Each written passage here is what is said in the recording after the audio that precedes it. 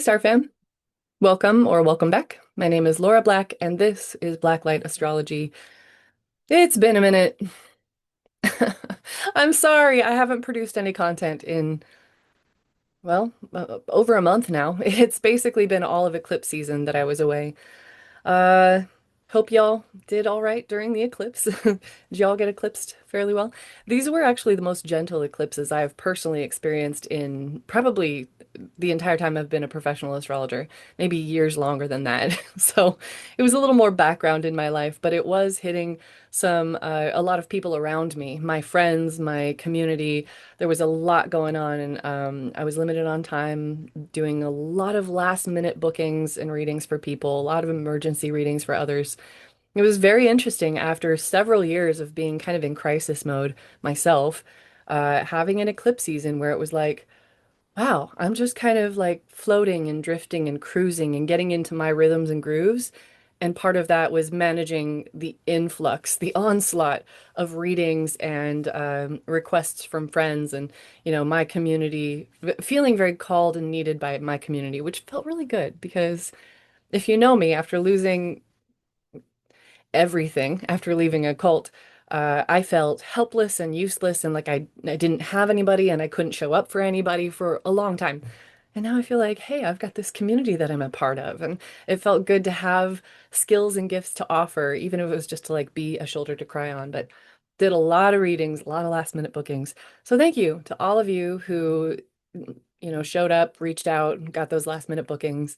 I know sometimes it's tricky with all that last minute scheduling, but I appreciate all of you and your patience and your willingness and your desire to dig into your charts to know what's happening, to understand how to, breathe in rhythm with your life. This new moon in Libra, I'm actually really excited about this new moon. It happens on Tuesday, October 21st at 5:25 a.m. That's here in the Pacific Northwest of the United States. So please do adjust that for your time and location on the planet. It is happening at 28 degrees of Libra, a very potent degree, almost the last degree of the sign. And this new moon is the first new moon that we're having since eclipse season. We had all of eclipse season and basically all of September, and then we had that full moon in Aries following eclipse season, which is sort of the full illumination purge after the eclipse. And this is the first new moon since then, where now we're coming inside, quieting down, and really beginning to set intentions to move forward. The energy has been moving forward, but now it's like, all right, and plan, set it, say it, intend it, and then act on it. It's kind of time to make our move. So this new moon, really a beautiful lunar cycle, honestly. And of course, we've got our old finger of God happening here. I had to laugh with one of my friends earlier because I'm always telling my clients, fingers of God, the yud aspect is stressful and it's a little bit rare, at least in a birth chart. It's not like the rarest thing of all, but it's fairly rare. And all of a sudden in 2025, it feels like every other lunar cycle we have has a finger of God inside of it. So not so rare this year. This is the fated year of Yuds, apparently. And we have it here. It's out of sign. It's an out of sign Yud, but it counts. We've got Uranus at 0 degrees of Gemini and Neptune at 0 degrees of Aries, just barely about to go back into Pisces. And we have the new moon in Libra. So, Libra energy, the scales, all about harmony and relationship. We are approaching a season where we're all going to get to reconsider how we approach relationships, starting with ourselves, and then how we're looking to create balance and harmony in our lives after a summer or, winter, depending on your location on the planet, of kind of shocking revelations. And mostly, if it wasn't new information that we were smacked across the face with, it was a lot of shift in perspective and realizing that it was our thinking that was holding us in this stuck place or, making us dissatisfied with whatever. It was the stories we were telling ourselves. It was the inability to shift perspectives that had been holding us back. And now there's been this kind of initiation of mental breakthroughs. I'm saying initiation because this is Uranus in Gemini, essentially, among other things. But Uranus's first foray into Gemini over these last few months has been revealing, very mentally stimulating. It's been a whole perspective shakeup, and it's been nice since Uranus has gone retrograde in Gemini, some time to breathe and integrate without like constant forced awareness of our minds and the stories and the perspectives and the change. And it's been more of a mental integrative time. Well, this new moon in Libra is saying, okay, take all of that and take this dream of the new self that we're all starting to feel the call toward. That's Neptune and Aries in his little dance with Saturn over the last couple months that is coming back right around mid-February next year. Take all of that and let's start fresh with our contracts. How are we going to approach and consider relationships and agreements moving forward with all this new understanding, with this shift in perspective? Maybe we've been able to see the other person's side of something. Maybe we've been shocked to realize that our side was not necessarily correct, but really based in our own triggers and emotions and feelings and, what have you, training, community, indoctrination, dare I say, our the things that we had had access to in terms of information. Didn't realize that there was this whole other world or way of thinking about things. And that might have been really blown wide open for a lot of us this year.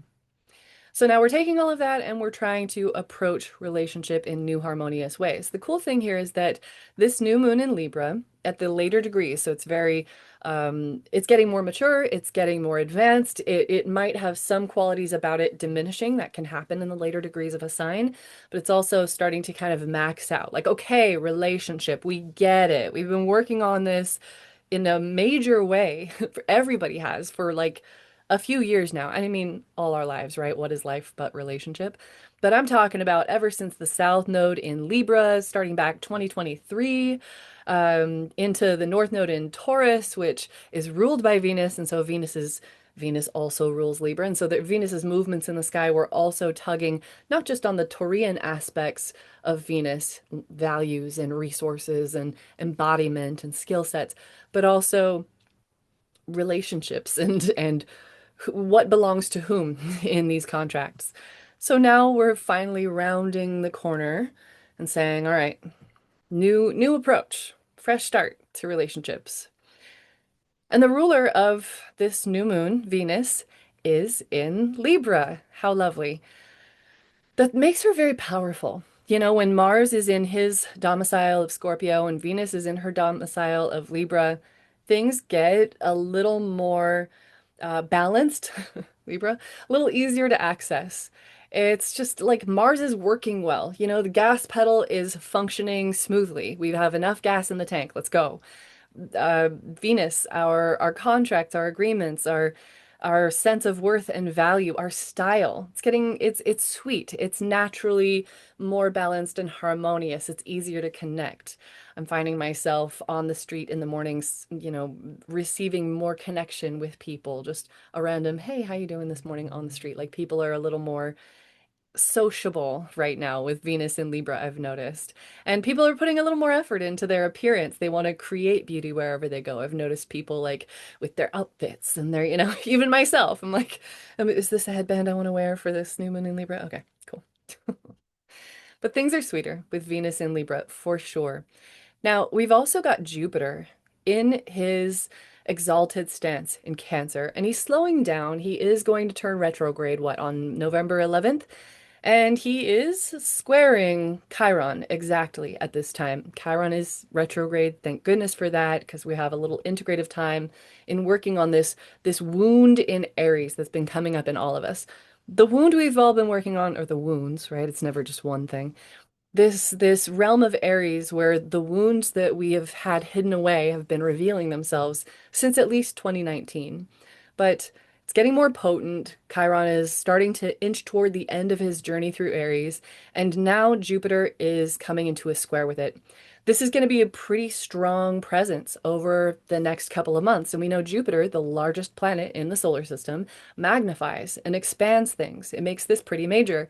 So the ouch of our Chiron journey right now is kind of loud. It's kind of coming up, but Jupiter in Cancer really gives us a chance to go within Cancer, to the emotional body, to the quiet inner world, to understand our feelings about things.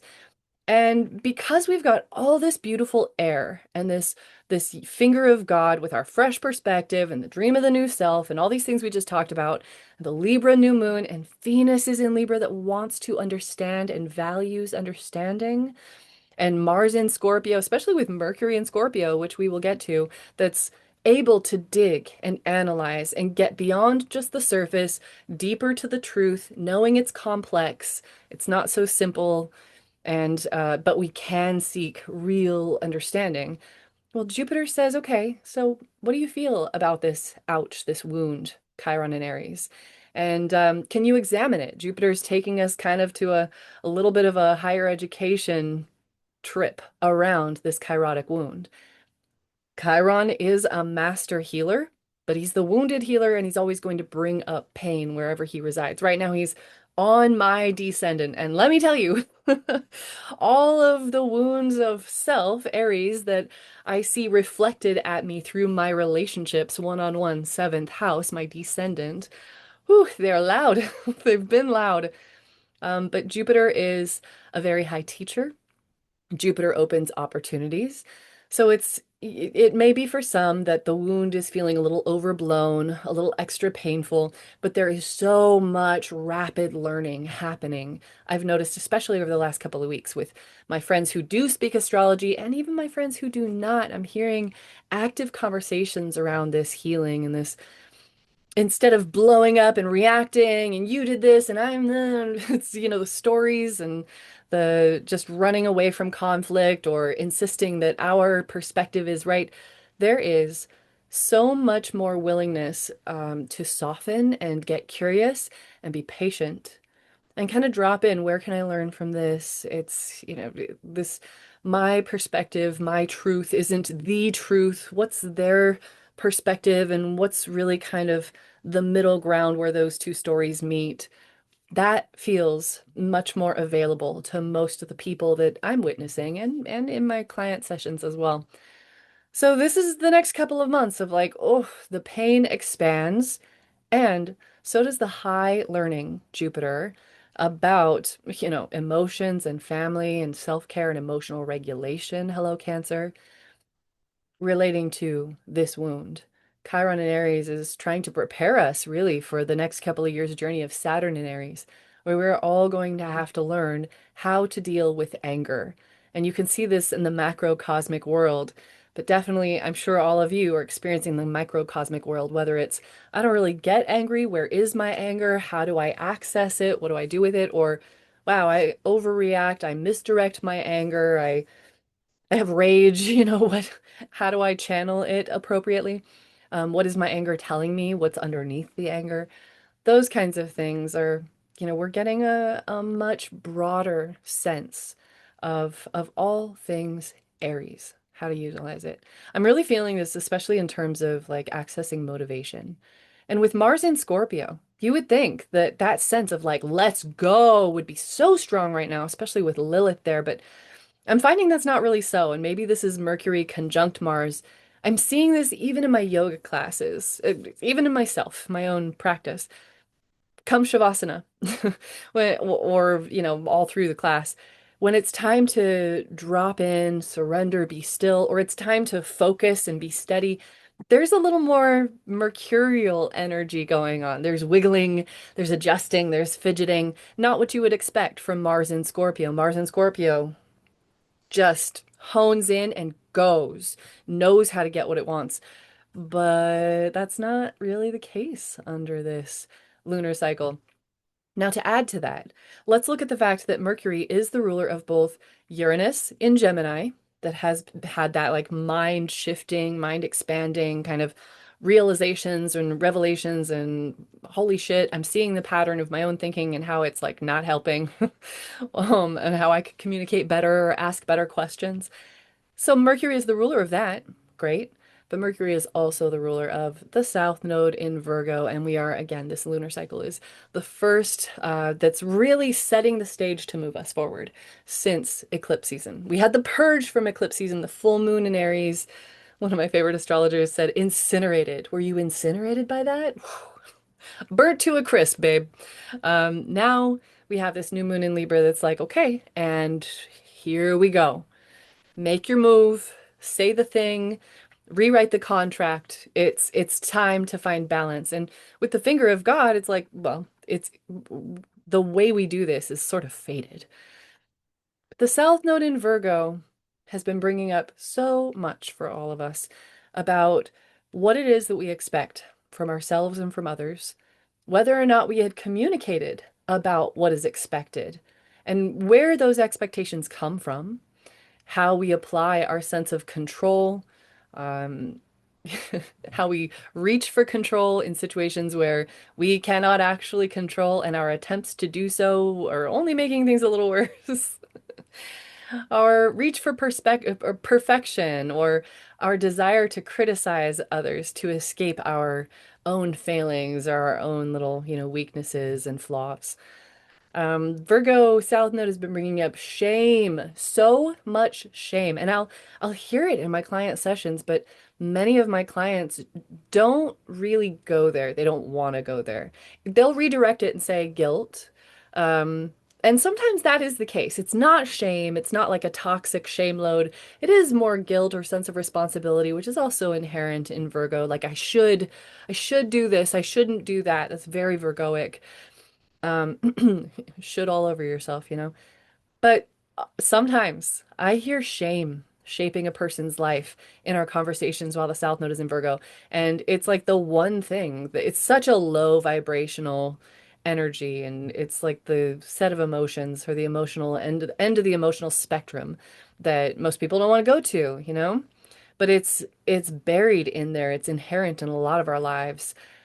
I've myself spent my entire lifetime. I don't think I would have said that I was entrenched in shame until after 2018. I had no idea the role that shame was playing in my life. And now I'm like, well, shame has run my entire life in my cult trauma experience, but shame is coming up, and we're trying to find ways to liberate ourselves from that shame, to remove those layers so that we can, figure out what our expectations are of ourselves. What do we deem to be worthy and of the process of purification, Virgo, to put the work in, the steps in. Sometimes I'll see like videos on YouTube of somebody building something. The other day it was like a bamboo bridge over a river, and all the steps required, all the measurements, all the details, day by day, little by little, and then this gorgeous bridge, this wonderful, gift to the community that this person built was present at the end, but it took so long and so many steps and so much work and effort. That's Virgo, and Virgo doesn't put that kind of time and effort into things that are not worthy of that effort, or that they don't deem like that is the goal. This is what we should be doing. Well, we're being asked with the North Node in Pisces to kind of soften all of that, um, take the workload and allow ourselves rest in the process. Take the expectations and allow ourselves space and time and compassion to understand where those expectations come from, and if we still hold to those same standards, or, you know, the task at hand, the goals, the small steps ahead. Is it worth my time and energy to put in all these little steps, all this effort to build toward whatever it is that Virgo deems important and worthy? Why should I? Is kind of the question. So we're still on that journey, but Mercury is the ruler of that South Node. So having Mercury conjunct Mars and Black Moon Lilith brings some of that stuff up from the South Node and pastes it right on to the planet of motivation, to our access point, to our energy and drive. And it's not making it difficult to access. It's just making the stories about how it could be difficult to access spin out of control, you know? It's just wait until next year when Saturn does get back into Aries. Just think about these last few months where Saturn was in Aries and how difficult it was to access that, while also feeling the absolute demand, Saturn in Aries, to push forward, to build, to be serious about this Aries energy. Well, with Mercury there, it's just kind of putting it into our heads and dividing it. It's saying, we've really got to have a conversation about some of the stuff coming up. We, whoever the partner is, the contractual agreement, have to have a conversation about what we're going to do moving forward, the truth of how things are. Why do you think it should be this way? Why do you think I shouldn't do X, Y, and Z? Here's what I think and where that comes from. What are these expectations? What is worth our time and what's not? So that we can sprinkle in some compassion and some rest and have some goddamn artistry and flow. So we're not just getting tied up in the persnickety anal retentive side of these Virgoic things because that constant criticism doesn't feel good. If we don't soften Virgo with deeper compassion and understanding and creating space for that understanding to settle in. And it just takes time to access Pisces, the last sign of the zodiac. And Saturn, Father Time, is still in Pisces. He's back in Pisces, back on his bullshit in Pisces. He's retrograde, thank goodness, but soon enough he will go direct, and Father Time will be saying, okay, you need to rest, but also, it's real tough again. Make it happen. Let me watch you struggle. Saturn, don't we love him? Now, Jupiter. Expanding the wound Chiron that we just discussed. Okay, cool. It's also expanding the new moon. The sun and the moon have just passed the square to Jupiter. It was actually a few days before this new moon actually perfects. So it's separating, it's softening, but it does still make it pretty huge. Again, it throws in that same kind of examination, like, let's take a course on what healthy dynamics of relationship look like. What would bring justice to the situation? What is the truth about this contract? Can we have peace? Can we have safety? Can we agree upon this idea of home or family or who belongs to this land, etc.? You know what I'm saying? So it's quite a beautiful new moon in my opinion. And then probably the greatest thing about it that if you listen to any astrologers out there, you're going to hear this, is that we have got two grand trines. One of them is a water trine, and it's with Jupiter exalted in Cancer. It's with Mars right at home in Scorpio, albeit conjunct Mercury, which frazzles it a little bit, puts it up into the mind, but it's still scorpionic. It's still water. It's still intuitive, felt, and sensitive. It's still tuned into what's not being said, and it still wants to understand the emotional world. So it's curious about that. The trine to Jupiter helps as Jupiter is flaring up, magnifying this contract and the truth about it, and really magnifying the wound in Aries, that leaky access point to energy and self and confidence and a willingness to address conflict, but, albeit in a healthy, balanced way, Libra. It's taking all that and it's saying, I'm listening. Jupiter trine Mercury and Scorpio. I'm listening, and I'm not only listening to understand, I'm listening to understand you on an emotional level. I'm listening to what's not being said. And all of that is trining Saturn in Pisces. How beautiful. And in a sense, Mars and Mercury are also trining the North Node. They are trining both Saturn and the North Node. So there's quite a potent grand water trine. This is a super power, a super flow of the sense of. I love it when I go quiet during trying to find a word to talk about what water feels like. My little joke for Pisces, trying to describe Pisces, is always, it's like trying to understand silence by talking about it. Good luck with that. So this water trine, it's really, it's not all puppy dogs and roses, a trine. If you are newer to astrology and just learning about aspects, you hear about these long blue lines. Generally, most systems have it as blue, not all, but these trines, the 120 degrees between two signs, is really talking about an easeful flow of energy. I like to describe it as like a fire hydrant hose hooked up and on full blast. It's just flowing, but one of my friends said the other day, it's going to be flowing like a sewer. It can flow darker energy. I had a friend who is also now a really wonderful astrologer, reach out one time and say, you know, my father has a grand air trine, but he is such an asshole. Like, I thought grand trines were supposed to be like this gift and like he should be so intelligent and able to communicate. And I was like, oh, hold on. What are the planets that are involved?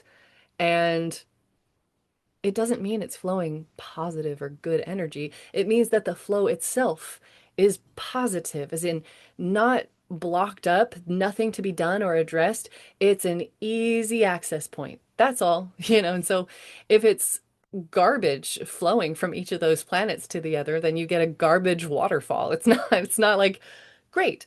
So, there are those in the world who will experience a rapid flow of emotional energy, and it may be a big tidal wave of feelings. May not be so easy. If Lilith has some truth to dig up that people have been unwilling to look at or deal with, Lilith doesn't hold back. She tells God to F off. She is not interested in the courtesy or the curtsy. She's she's going to get hers. And in this case, she's going to say the damn thing with Mercury right there in Scorpio. Have you met Mercury in Scorpio, folks? My favorite astrologer has Mercury in Scorpio. I go to her because she'll say the damn thing. She's going to call me on my bullshit. And she's got enough Libra that she's kind about it. And I know she cares about me, but like, she will say it, even if I don't like it. And with Mars there's a direct kind of blunt force. Now, we're under a Libra moon and we have Venus in Libra, and we're examining that kairotic Aries wound coming up, and Neptune is in Aries, really trying to bring about more compassion and peace in one sense, albeit, we know Neptune hasn't been in Aries since the Civil War of the United States. So it's not like Neptune in Aries means we're all nice now. That's not what I'm saying. But there is a sort of spiritual tone in the air around this idea of conflict. It's I think you can feel it in the outer world. There's so much going on. There's so much bubbling to the surface. Things feel like, oh, they're reaching a breaking point. We're all kind of on the edge of our seats. And Neptune and Aries and this whole combination is a really loud messenger saying, hey, we have got to learn to do our Mars activities a little differently. So Mars in Scorpio with the signature, if it wasn't for all this other stuff in place, the Libra Aries party going on, Mars, Mercury, and Lilith in Scorpio might be pretty brutal. And again, it still could be for some of us, but I think the fact that this new moon is ruled by Venus in her domicile, her very sweet, kind, considerate sign of Libra, and the fact that we have the part of fortune in Libra that is cornering the other grand trine, which we'll talk about in a second, I think that really lightens the load here. It's not just run by emotions, but if you check that Star of David situation we got going on, let's jump over to this air trine. So we have Uranus and Gemini. We've talked about that and the big mental breakthroughs and our new levels of understanding or our awareness of this information dump that we're all kind of swimming in now. For me personally, I've been a part of this 90-day challenge that is really asking us to be more judicious about our energetic hygiene and our information hygiene. What are we exposing ourselves to? Part of the challenge is to be in silence. And as somebody who, for the most part, works alone at home and has always, always, always had music in the background of my life. I grew up with in a house with a music studio that was constantly being used. I've had a hard time sitting in silence. But it has given me this whole, it's kind of like a fast. I mean, it is a fast, right? It's a noise fast. It's an information fast. It's a mental fast. And I hadn't done anything like that in years. I'm a millennial. I'm an elder millennial, okay? I remember the times, the before times, the long, long ago when none of this technological stuff was a thing. It was like VCRs, man, we're so advanced. Do people even know what VCRs are anymore? I was pre-internet as a kid. We had a computer in our home starting in 1995. I was just under 10 years old. So it was like I didn't get a cell phone until I was 18. The internet it was a thing, but it wasn't like a constantly present thing in my house until my teen years. So I remember times before I had this constant barrage of just noise and information and a lot of incorrect information. And for somebody who was never taught critical thinking skills, in fact, I was very, very indoctrinated and taught to just, mimic back what the cult that I was raised in told me was true. And having an ADHD brain and nervous system, I learned to just repeat the answer back, Mercury and Taurus. I never learned to think until the last 5 years or so. So having this little break, this silence, very revealing on how sick it was making me in a lot of ways. Um, so this grand air trine for me has been Uranus and Gemini, just kind of noticing the patterns in the information. Gemini is one of the signs that's associated with social media, YouTube, things like that. Aquarius could be said to be similarly linked, but yeah, Gemini is one, and then here's all the air signs will be very social media. The air signs are social.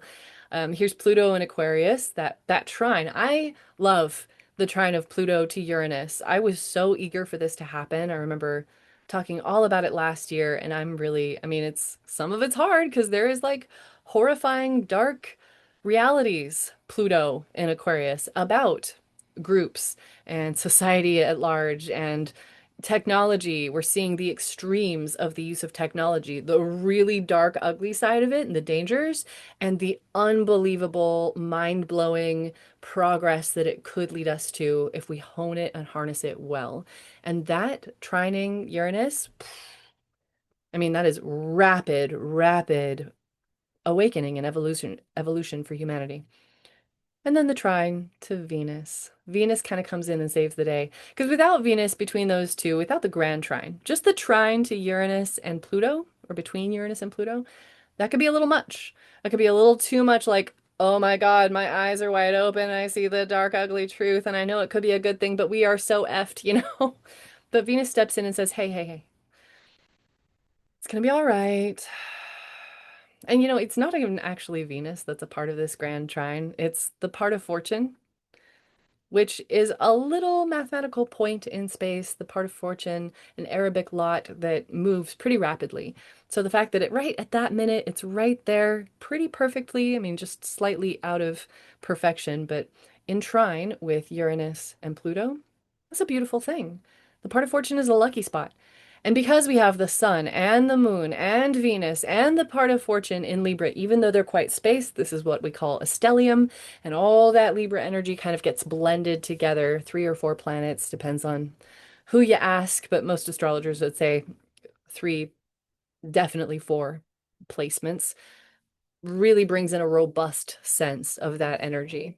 And because it's Venus and because she rules that energy, it sweetens the deal. So to be sure, there are squares at play under this lunar cycle. We do have the sun and moon approaching a square to Pluto. Last month, we had to go through Mars and Mercury coming to that same square, and now the march continues with the sun and the moon coming into that square. First will be the moon, and then on what I think Wednesday evening, at least in the Pacific Northwest, the sun will tip on over into Scorpio, and things can get a little more intense, not just because it's Scorpio, but because the sun, the energy that powers this whole game we're playing in this solar system, will be at an extreme conflict with Pluto, um, the ruler of Scorpio, in the sign of Aquarius. And this is, yeah, it's potent for sure. It's potent. I don't think it's the first time we've had a waxing square, I'm sorry, a waning square of the sun to Pluto in Aquarius, but it might be. Actually, pause for a second because I kind of want to see if that's true. The sun, yeah, Pluto is still in, oh my God, so it's true. It's true. All right. So there you have it. This is the first time in our lifetimes that the sun, when it moves into Scorpio in just a couple days, at least at the time of this recording, is going to be square to Pluto in Aquarius. So that should be interesting. Very illuminating, very potent.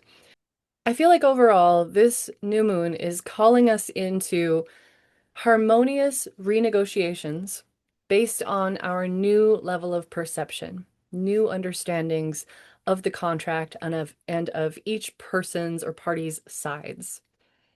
So we might be able to move forward and approach our contracts and agreements a little differently.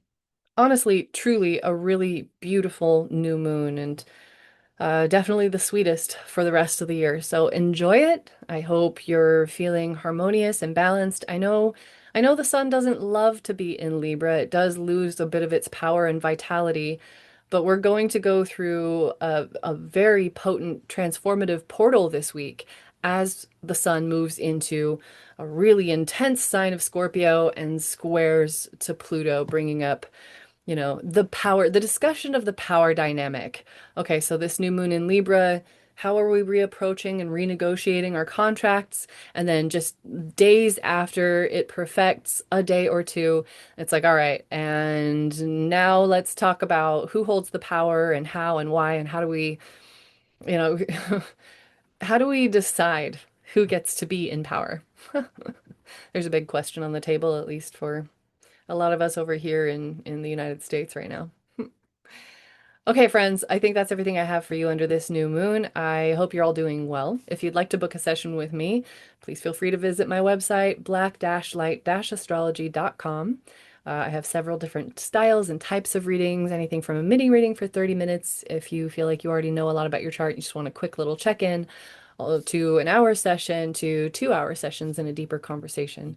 So check that out. And thanks so much for watching and being a part of my channel. I appreciate all of you. We'll see you next time.